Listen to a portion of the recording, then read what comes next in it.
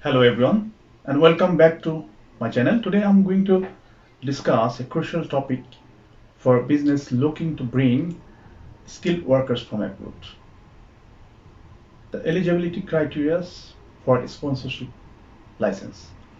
To apply for a sponsorship license, your organization must meet certain criteria. Let's break it down step by step.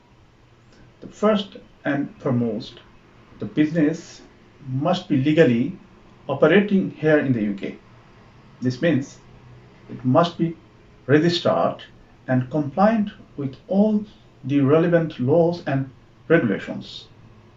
Next, you need to have key personnel appointed, and they must be of good character and dependable.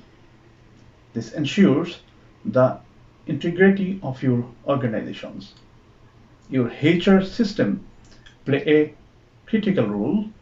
They must be robust enough to manage all sponsorship duties efficiently, from taking employee documents to reporting to the home office. Finally, your business should be offering genuine employment opportunities that meets the skill requirement.